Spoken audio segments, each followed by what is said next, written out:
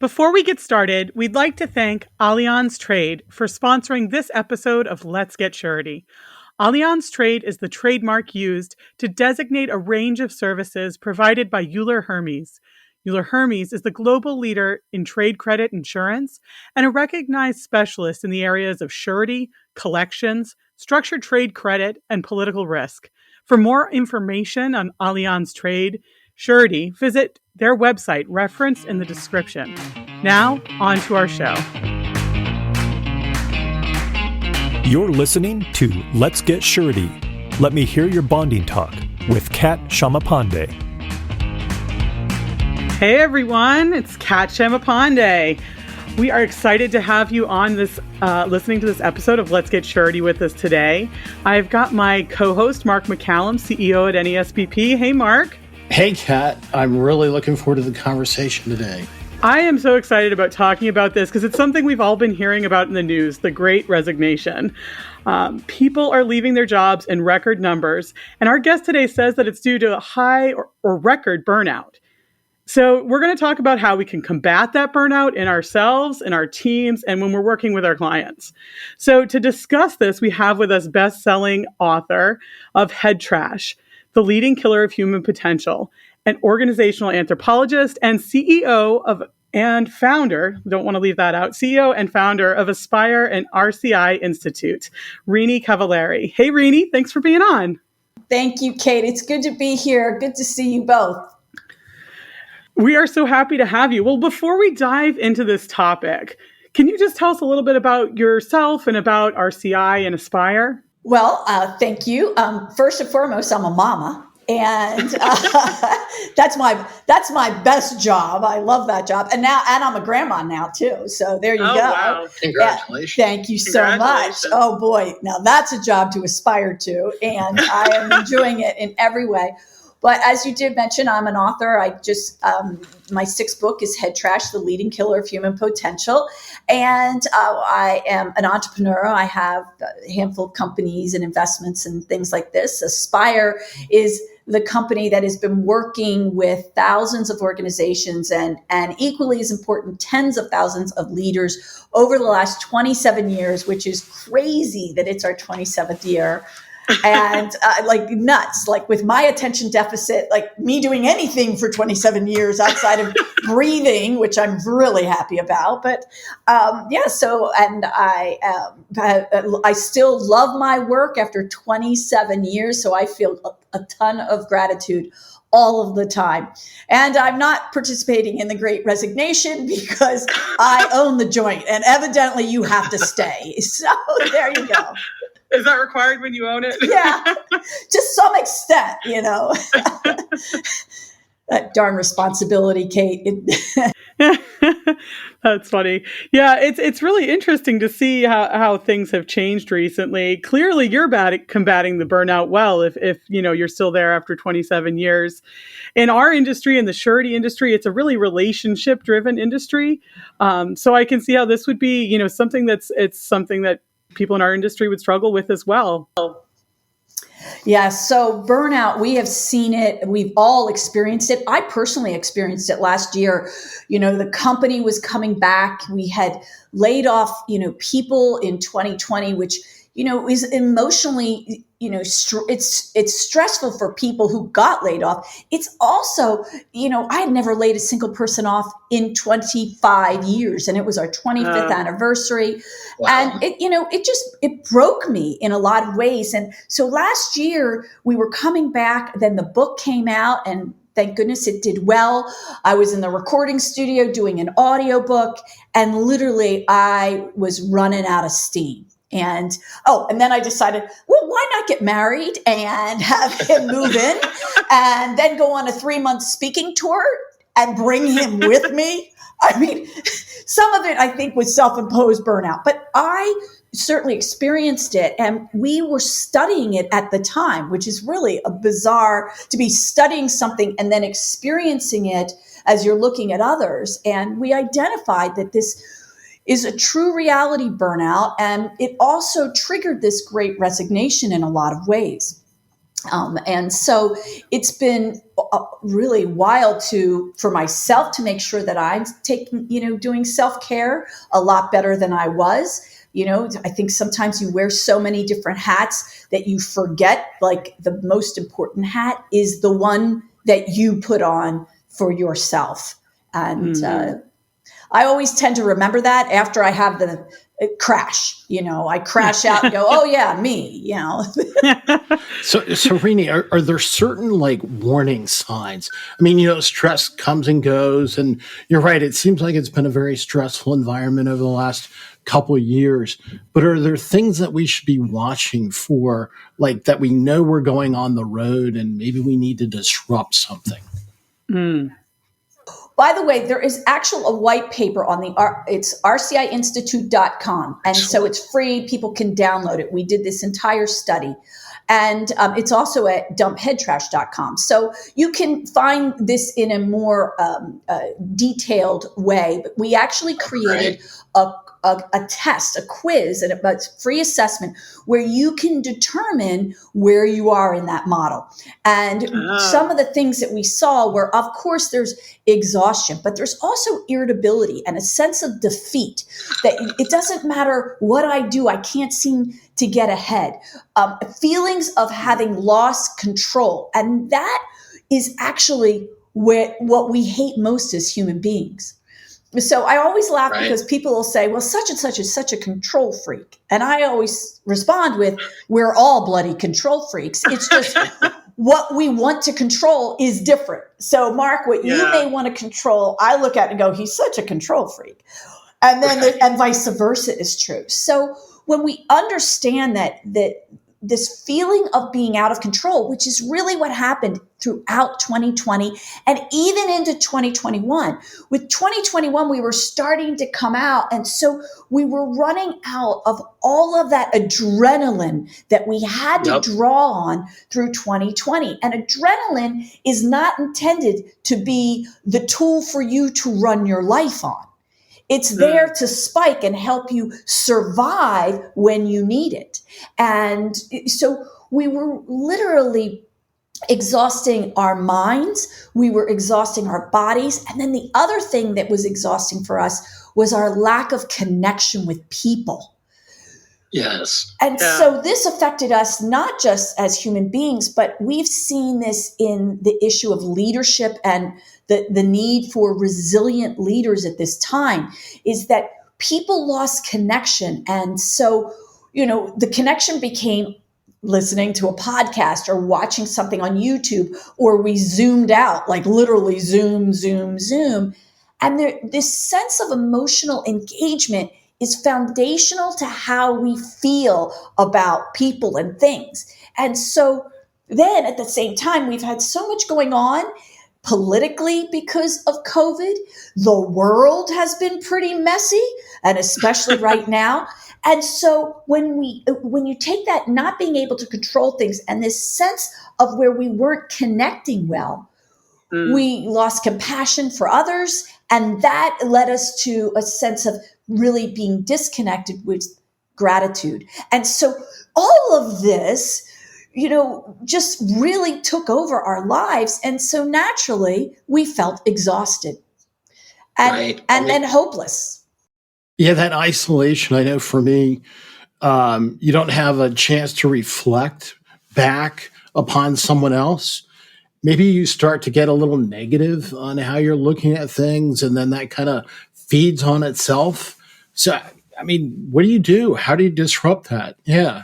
Well, that really comes to what the book's about. And it was an interesting irony that while we were going through this pandemic called COVID, we actually had an epidemic of head trash that was brewing, and that we all started to experience this. And what's important to understand is we all have a physical brain, but we also have an emotional brain. So the physical brain is telling the body what to do, but the emotional brain is how you're living your life.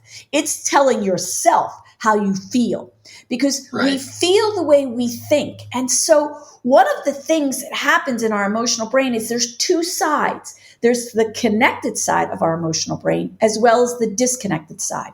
And so when things happen in life, we go to one side or the other. So the connected side is where positivity is. It's where hope is, and certainly collaboration and a sense of problem solving and resolution.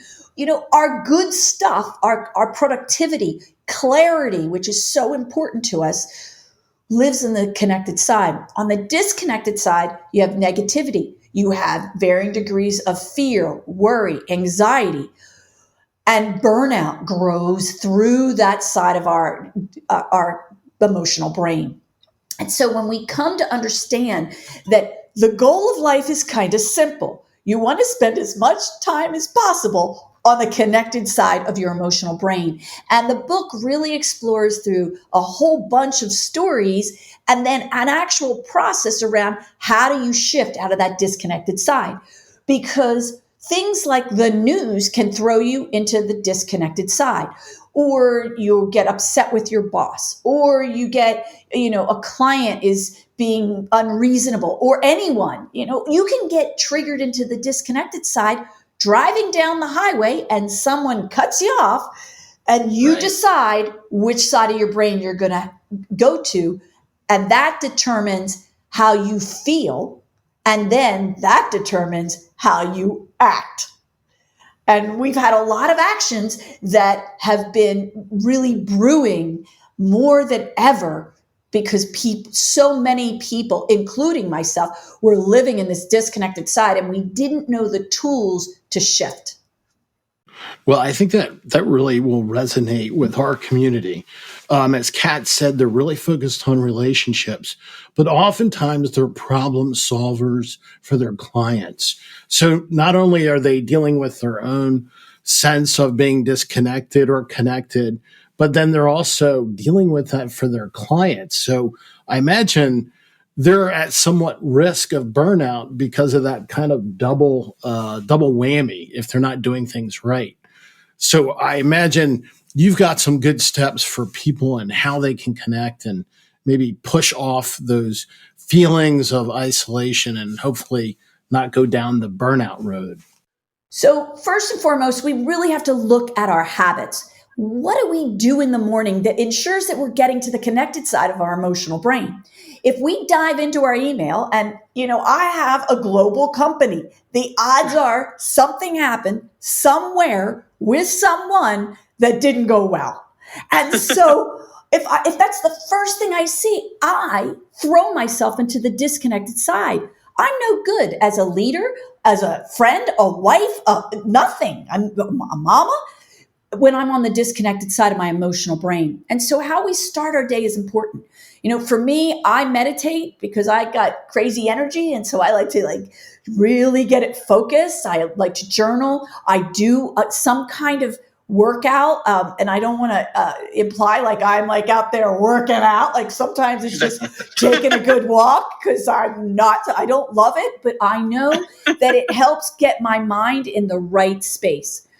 But the other thing, when we've explored all of these people, because it wasn't just about myself, we were studying leaders, of course, for 20 plus years, but also during the pandemic. And things that we saw that were really important that allowed certain leaders to succeed and others to not, partly was how do they deliberately learn how to make sure that they're in the connected side of their emotional brain? Because when we lead from there, we're powerful. And by the way, we're all leading all the time. You don't have to have a company.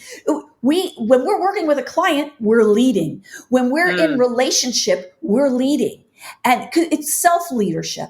And so in the book, we really explore this process called own it, shift it, dump it. And when you own it, first you have to know you're in the disconnected side of your emotional brain. So someone just cut you off, or you've just got that email that made you annoyed, or, you burnt breakfast or whatever it is, then you shift it. And there's 3 ways that we've identified that you can easily shift. One is change your environment. Now, so we take ourselves out of the environment. So, if we're driving, that's kind of easy. We might pull back, get away from that person. Sometimes the environment is we're working with people in an office, or we can't change the environment because it's a client or what have you. The second is to check in on who you hang with, because who you hang with is who you become. So if you're feeling disconnected and you can have someone else bring you around, that lifts you up, they're going to shift you. It'll naturally happen. Sometimes we have people around us who keep us stuck in that disconnected side. They keep us in the problem. They keep us in the fear, the worry, the anxiety. They trigger more of it. Got to check in on that because it's not helpful. I always have people who will say, well, what if you live with someone like that? Well, you got to have this third piece. And the third piece is to shift your thoughts, what's actually happened. And you don't do it by going, I need to be positive. I need to be positive. Like that, we all know that doesn't work. That's fluffy and it's what. What actually works is to look at the quality of the questions you're asking yourself. So if I'm asking myself, how did this situation happen? Why is this a mess? Those questions will keep me in the disconnected side of my emotional brain. Where if I ask myself a question, my favorite question is, who do I want to be right now? That gets me going, wait a minute here. Like, that's not who I want to be. Or another great question is, what's the first thing I can do to improve this situation? All right. Or what matters most now? Those are questions that empower us to gain clarity. So here's how you want to look at your emotional brain. Your goal is to decrease your emotional stress. So when we decrease our emotional stress, which, by the way, prohibits us from going into burnout, we gain clarity. Clarity is the ability, once we have to decrease the emotional stress through changing our perspective, hence the shift questions. That gives us clarity so we take productive action. So for those who are listening, imagine an arrow going down, and underneath it, it says emotional stress, and an arrow going across, and that says clarity, and an arrow going up, and that under that, it says productive action, because productive action lives on the connected side of your emotional brain. Reaction, which tends to be something I personally experience as having to clean up later, right? I react to something and in the moment it might have felt good, or it might even be humiliating. Like that's when I know, clean it up, because that will also decrease my emotional stress. And when we understand that shift questions are a gift, and we can draw on them at any time. And if your listeners go to dumpheadtrash.com, you don't have to pay for these. Literally, we're here to help. That's my mission through this book. You can download them. I think they're under resources or media, and they're shift questions. You download them, you memorize them, or what I do is I have them on a little card. And some days I need to whip out that card before I have the conversation so that I am in a productive mindset with people. And then I feel good. I'm taking productive action. Renie, that's kind of interesting. From what you said earlier, you talked about us having, when we lose control, that increases our stress. But what you just said about shifting, you're going away from reacting to acting, which seems to me that you're gaining control back. Is that how you see it? That is exactly right, Mark. You take back control through putting yourself into productive action. You see, productive action, we feel in control. Here's what I need to do. That's why for most people, we like to be organized first thing in the morning. We get ready yesterday, so we have control of today. That's what we like.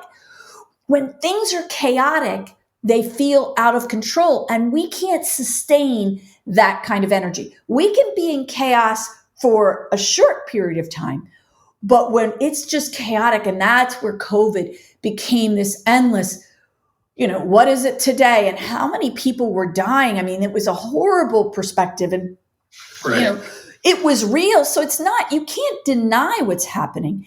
It's how you live in what's happening. And shift questions are your tool. The other beautiful thing is, for your listeners where they are building relationships with people, they're dealing with their head trash too.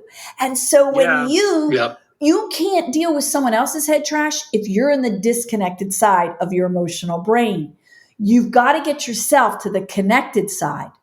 And another great question, because we are always dealing with our clients, is, I do quite a bit of executive C-level coaching where they were making huge decisions and they were difficult and dynamic and emotional decisions. And my question for them was always, so how can I help you? How may I help? At that, think about it. It just decreases emotional stress versus what is the problem? Yeah. Right? We Right. tend to say, what happened here? What's the problem? What's the issue? Now, it doesn't mean that we're not going to get to the issue. It's how can I help shifts me and them into the connected side. And they're like, well, maybe you can't help. Okay, so what's the first thing we need to talk about so that so we can move into something productive, that we can make some progress now? Okay, let me think about that. Here's a problem. Here's the problem. Okay, which problem is most important? Now we're moving. Do you see? So we're using questions so that we help others get to the connected side of our emotional brain. And we saw throughout 2020 and into 2021, we actually worked with 100 leaders where we were doing free coaching. And we watched some leaders with this capability. They had record years in 2020 and 2021, and they were in hospitality and senior living and service-oriented companies where they shouldn't have had success. Yeah. And then there were others that couldn't get there. And it was normally, first, they couldn't get their own head trash going, or they didn't build muscle on new tools to help others with their head trash. Yeah, that's so interesting. When I was listening to the book, I was struck by how you kind of brought it to light by saying you had to be the one to shine the light so that we could all kind of find our way through by being in that space. Yeah. And that's part of who you hang with. Like your listeners, that's part of their environment. They feel inspired through listening to you and to your guests on what they can do and how they can be better. That's why they're engaged. And because it helps shift them into the connected side. When we're listening to things that are negative, we unconsciously end up in the disconnected side. We feel hopeless. My gosh, when will this stock market shift? When will this war stop? What is happening to us? Why are we all, what has happened with all the anger that we're experiencing? And it's not to say it's not happening, but we're more productive in solving those problems, in having compassion for people that are struggling, for taking action to get involved, to help people in Ukraine. Whatever it is, we are in an empowered state where we're in the connected side of our emotional brain. There's one other thing I want to share, Mark, which is because you had said, what can we do? So first it's own it, shift it, and then you dump it because you're able to you have clarity so you can take productive action. That's that model. But the other thing is that gratitude creates grace for us. It naturally decreases our emotional stress. When you decrease emotional stress, you gain clarity. So someone upsets you. It could be at home, right? The trash didn't go out, the this, the that. I mean, we can all get pretty petty. Well, let's not say we, I'll just say me. We can all get in that space. And when we start to understand that when we can move from gratitude, so what am I grateful for? I had a situation where someone quit. It was very inconvenient. I didn't see it coming.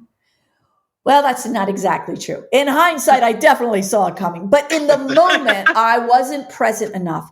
And I didn't see it coming. It was beyond inconvenient. It hurt my feelings. I was pissed. I was like, like, what the heck? But when I moved into gratitude, I could reflect on what we had accomplished together, that this person is just doing what they need to do next. And so what's the next thing I need to do to move the company forward? That's a question that was empowering for me. And so in a really quick period of time, I moved out of fear and worry and how's this going to work? And I could shift into, and gratitude was my tool because the person had worked for me for 10 years. And so I could be grateful for what we had accomplished together over 10 years. And the fact that they were about to do something in their growth for themselves, that I would have helped them. And then I was able to then say, so what's next for me and Aspire? Where do we go next? And it's been fantastic. But sometimes you get stuck. And then you're unproductive. You blame, you shame, you want to, well, I hope you lose or whatever it is. Those little nasty people that suck your energy, they limit your potential, and they truly take joy out of your life. And if you think about it, how do you define, I get asked all the time, how do you define success? And to me, success is, what is my joy factor? So my Saturday was beautiful. I saw my grandson, he's only 4. He's a hockey player. He's ice skating. I spent an hour watching him enjoy and doing his thing. And then we had lunch together. When you have that perspective, all of a sudden having a cheeseburger, which by the way, I'm not a big cheeseburger lover, but he loves his cheeseburger. And so all of a sudden it's just fun because you're really embracing it for the joy that it's bringing to your life.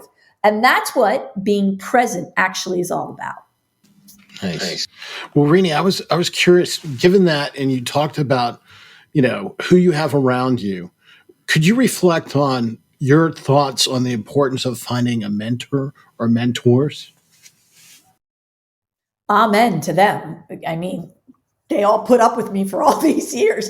I have several. Like there's one person, Dan, who comes to mind. He's out of Denver. And by the way, I have mentors all over the world. He is my strategic mentor. Like when I'm trying to figure out when I was trying to figure out where do I want to go? What do I want to do with this business? What's next? And gain clarity that next for me was helping people with their head trash, that this was my opening to really be able to help and to write and to share the resources. And, this afternoon, I'm speaking with my mentor who really understands business and big deals. And we have been presented with a big opportunity and have him walk me through the issue of, do I really want to do this right now with what I have? How does that work? And then I have, I'm blessed. My husband, Armand, he was an entrepreneur. He has since retired. Well, that's what it's called, but he's a very busy retired person. And he's there he helps me in another way where, you don't have to be guilty for saying no, Renie. He's really good at that. And I love that because I can add guilt to anything. I mean, anything, I like crazy. So I have mentors and they're in some ways formal only because I say thank you. Like my friend Dan, I'm his mentor for some of the strategic issues because he's an entrepreneur. And I'll say, well, let me study that and let me talk to you about this.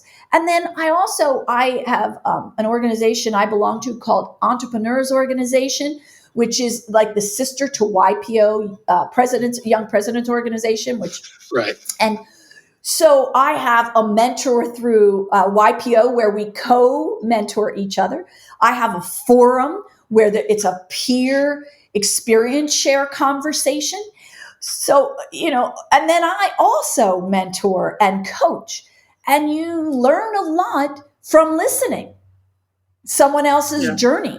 And so to me, it is a deliberate, I'm intentional with creating environments where I can collaborate. Just hanging with you guys today, it makes me think about things that, hey, what am I doing? Did I journal today? By the way, I did. But, I didn't have time to do my workout. I only did yoga. I probably need to get on that. That it allows you to expand yourself in a way that you want. Well, it sounds like it gives you that freedom again to make that shift, getting that perspective. I love how you said gratitude and giving you grace and reframing something. And it sounds like mentors can do that same thing as well. Yes.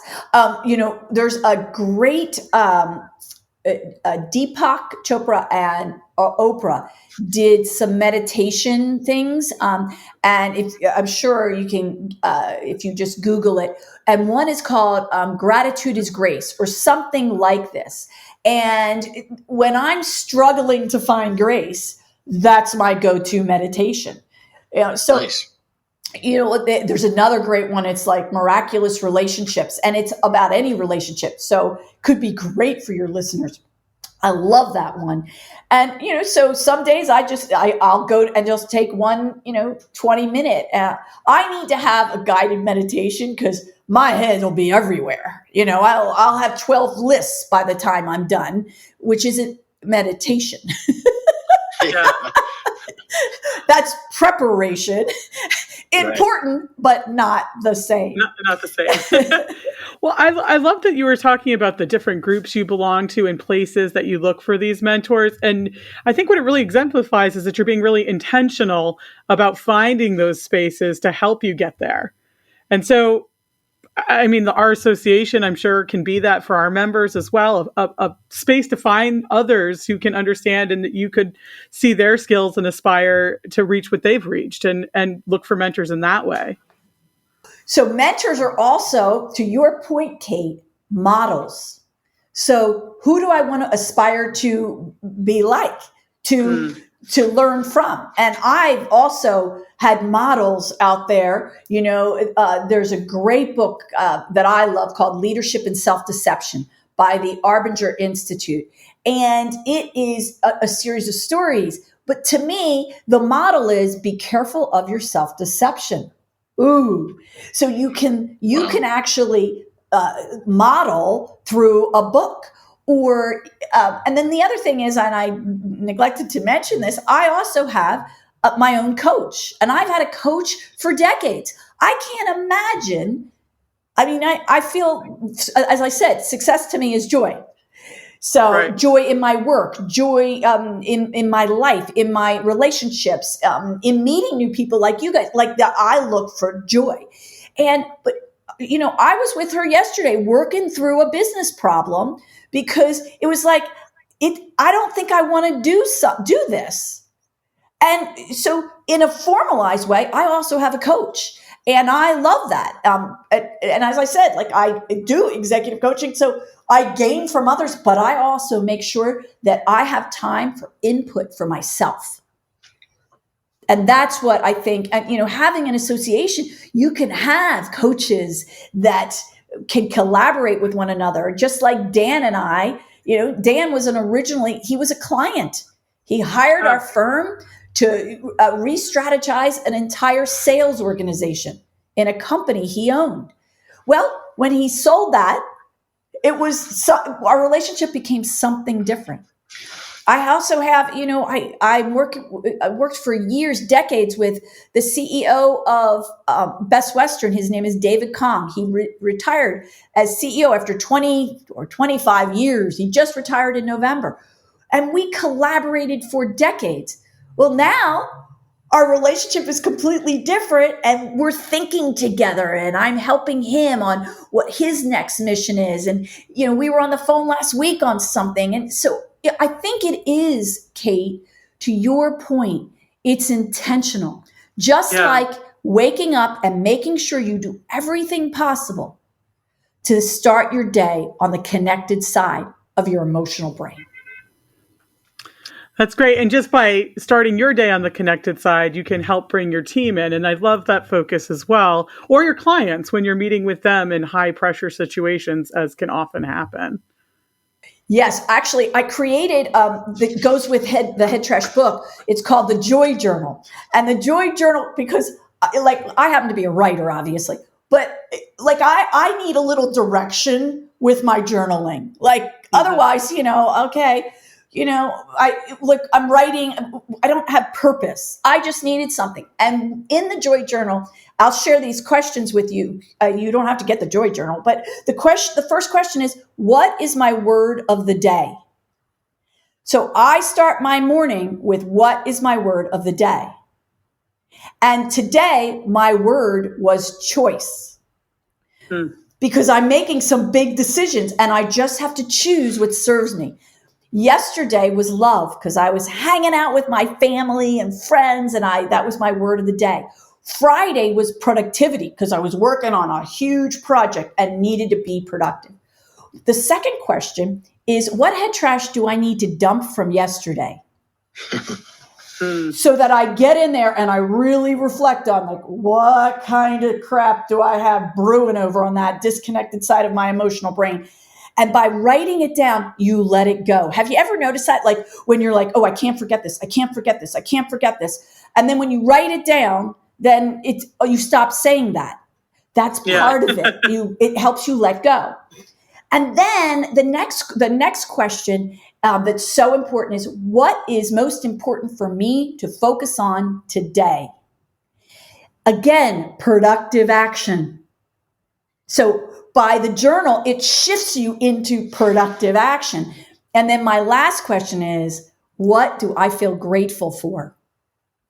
And then I can just really reflect on, and this morning I wrote the support that has given me clarity to choose with confidence. And that was it for me this morning. And by doing that, again, it helps me get into the connected side. So those 4 questions, easy peasy, you can start using them today. I love this. It's all questions for ourselves and questions for others to help us reframe for ourselves, but also help others reframe for themselves. Yeah, that's terrific.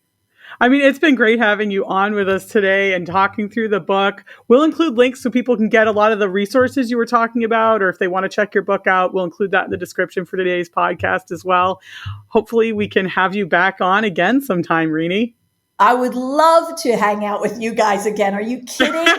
Yes, we can talk about, other things in terms of, the resiliency factor and dealing with, resiliency is a very energy. It requires us to really get set for what our potential is next. And then also, by the way, in the book, we all have one big lie, and you can take a free test at the, and we don't do anything with results. There's nothing sneaky about the free stuff. Because I know, I can't stand it when people start doing stuff after I got something for free. There's nothing sneaky about it. But we all have one big lie. And in the book, it does address the 4 big lies. And you can take an assessment at dumpheadtrash.com for free. And it gives you your result and tells you this is your big trigger.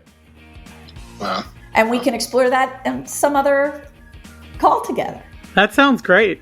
Yeah, excellent. Very grateful for the conversation. I imagine I have maybe one more than one big lie, but we'll see. So I look forward to taking it and really enjoyed it. You've been listening to Let's Get Surety, brought to you by the National Association of Surety Bond Producers. For more information about the NASBP and its members, visit nasbp.org. Before we go, we just want to thank Allianz Trade again for their generous support in sponsoring this episode of Let's Get Surety. Allianz Trade is the trademark used to designate a range of services provided by Euler Hermes. Euler Hermes is the global leader in trade credit insurance and recognized specialist in the areas of surety, collections, structured trade credit, and political risk. For more information on Allianz Trade Surety, visit their website, referenced in the description.